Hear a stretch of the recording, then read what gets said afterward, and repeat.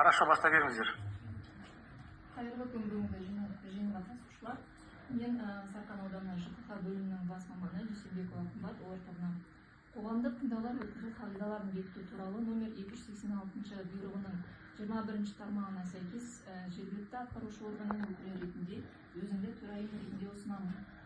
Бүгінгі қоғамдық тыңдау тақырыбы магистральды газ құбырлары үшін шығарындылар стандарты және қалдықтарды басқару бағдарламасы.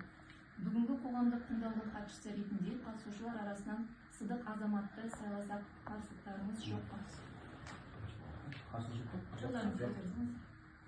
Онда бір ауыздан хатшы сайланды деп есептейік. Қоғамдық тыңдауды ашық деп жариялаймын. Қоғамдық тыңдау Қазақстан Республикасының экологиялық кодексінің қоғамдық тыңдаулар өткізу қағидаларын бекіту туралы бұйрығына сәйкес өткізіліп отыр. Тапсырыс беруші мекеме Интергаз Орталық Азия Алматы магистральды газ құбырлары басқармасы филиалы. Бүгінгі жиналысқа жобаға қатысты жоба жетекшілері мен ұйымдардың мамандары және мүдделі органдардың өкілдері қатысуда. Айта кетсек, Жетісу облысы табиғи ресурстар және табиғат пайдалануды реттеу басқармасының маманы Серік Болатеш, Интергаз Орталық Азия Алматы магистральды газ құбырлары басқармасы филиалының өкілі Мамбеков Бейсен. Ендігі кезекте қоғамдық тыңдаудың регламентіне тоқтала кетсек, баяндама жасауға 10-15 минут қосымша сөйлеймін, деушілерге 3-5 минуттан беріледі. Баяндама аяқталғаннан кейін жоба бойынша ұсыныстарыңыз, сұрақтарыңыз, пікірлеріңіз болса, аты-жөндеріңізді айта отырып қойсаңыздар болады. Ендігі кезекте жоба бойынша баяндамашыға сөз кезегін беремін.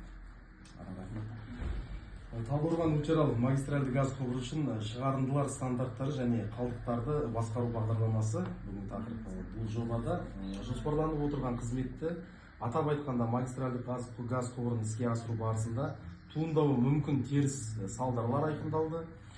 Табиғи экологиялық жүйелер мен табиғи ресурстардың тозуын, бүлінуін және сарқылуын азайту бойынша ұсыныстар мен ұсынымдар әзірленді. Сондай-ақ жоспарланып отырған қызмет аймағында тұратын халықтың қалыпты өмір сүруі мен денсаулығын қамтамасыз ету шаралары қарастырылды.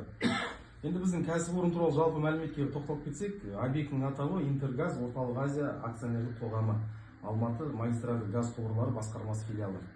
Енді бұның заңды мекенжайы Алматы облысы Жамбыл ауданы Шолақ Қарғалы ауылдық округі Қасымбек ауылында орналасқан.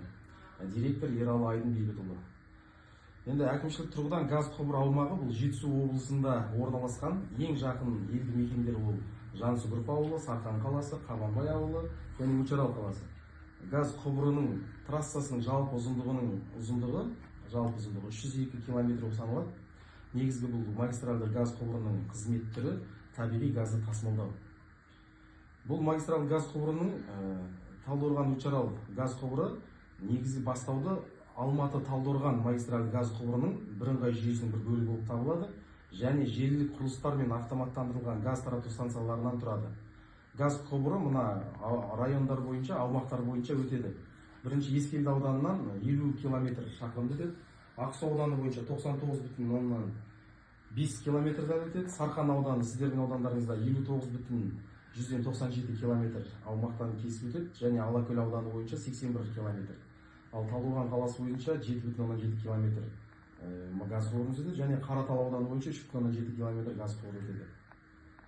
Енді бұл газ құбырының келесі элементтерден тұрады. Бұл газ құбырының диаметрі трубаның 530 мм, жобалық қысымы 9,8 мегапаскаль, ұзындығы 302 км. Бұл жерде бізде осы магистральда 6 автоматтандырылған газ станциясы бар. Агресс дейді, оның біреусі сіздердің Сарқан агрессі бар және одан бөлек Қапал, Жансүгір, Қойлық, Қабанбай, Учарал агресс. Бұл агресстердің негізгі қызметі жаңа магистральдан келген газды ауыл-ауылға внутрянка дейді, соған тарату үшін газ тарату станциясы. Сол жерде блоктардан тұрады. Енді бұл АГТС-тардар апаттық және жоспарлы жұмыстар кезеңінде жекелеген учаскелерді ажыратуға арналған желілік бекітпе арматура тораптарынан тұрады. Тасымалданатын газ көлемін бақылауға арналған газ шығынын өлшеу торабы бар. Тазалау және ішкі диагностика құралдарын жіберу және қабылдау камералары бар. Дәл сондай блоктардан тұрады. Газ тасымалдау автоматтандырылған режимде технологиялық параметрлерді қысым, шығын, температура тәулік бойы бақылаумен жүзеге асырылады. Ол жерде операторлар қызмет атқарады. Құбырды коррозиядан қорғау үшін антикоррозиялық жабындар және электрхимиялық қорғау жүйелері қарастырылған. Жоспарланып отырған қызметтің ықпал аймағында курорттар, демалыс аймақтар және атмосфералық ауаның санитарлық жай күйіне жоғары талап қойылатын объектілер жоқ. Орман алқаптары, ауыл шаруашылық жерлері, қорықтар, мұражайлар, сәулет ескерткіштері, санаторийлар және демалыс үйлері анықталған жоқ. Газ құбырының пайдалану учаскесі су қорғау аймақтары мен белдеулердің шегінде орналасқан. Және жұмыс аймағында мал қорымдары, жануарлар мен көмінділері жоқ. Объект тарихи және мәдени мұра ескерткіштерін қорғау аймақтарынан да тыс орналасқан. Енді жүргізілген түгендеу нәтижесінде кәсіпорында 92 ластаушы зат шығарындылары көзі бар екені анықталды. Олардың ішінде 63 стационарлық ұйымдастырылған көз бар, 29 ұйымдастырылмаған көз бар деп танылды. Барлығы 23 атаудағы нормаланатын зиянды заттар бөлінеді. Осы жобада 3195 тонна жылына нормативін белгілеу ұсынылды. Шашырау есептері көрсеткендей, санитарлық қорғау аймағы мен ықпал ету аймақ шекарасындағы жер үсті концентрациялары шекті жол берілетін деңгейден аспайды. Сумен жабдықтау. Сумен жабдықтау бұл тасымалданады. Ауыз су тасымалданады, бөтелкеленген. Өндірістік ағын сулар биодәретханаларға жиналады. Толуына қарай шарт негізінде арнайы автокөлікпен мамандандырылған ұйымдарға шығарылады. Бұл ауданда Балқаш, Алакөл су бассейні жатады. Ірі өзендер бар: Қаратал, Қызылағаш, Бүйен, Ақсу, Сарқан, Басқан, Лепсі, Тентек сияқты. Қаратал өзені үшін су қорғау аймағының ені 150 метр, су қорғау белдеуінің ені 35 метр. Құрылыс және пайдалану кезеңінде жер үсті суларына әсер күтілмейді. Судың жылдық тұтыну көлемі 4353 куб метр. Су тек санитарлық тұрмыстық қажеттіліктерге ғана пайдаланады. Және бұл ағын сулар бар деп есептелсек, бұл жобаланатын учаскеде жер үсті және жер асты суларына ағын суларды төгу қарастырылмаған. Шекті жол берілетін төгінділер әзірлеу талап етілмейді. Тұрмыстық ағын сулар биодәретханаларда жиналып, ассенсизациялық автокөлікпен тазарту құрылыстарына шығарылады. Жылдың су бұру көлемі 4353 куб метр. Өндірістік ағын сулар жоқ. Енді қалдықтарға тоқталсақ, қызмет барысында келесі қалдық түрлері түзетіледі.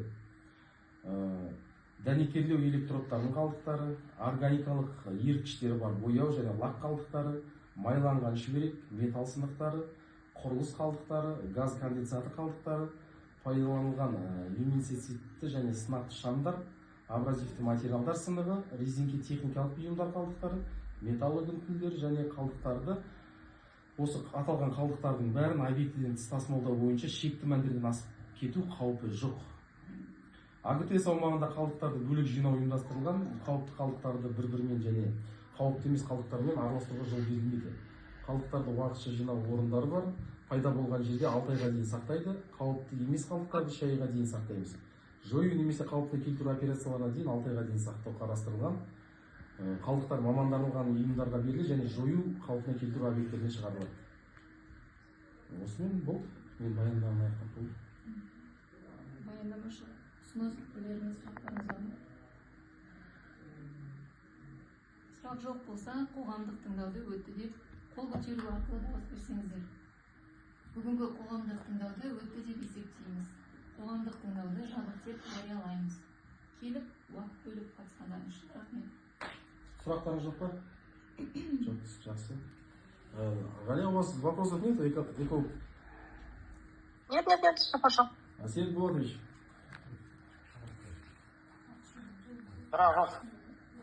Бұл жақсы сауал.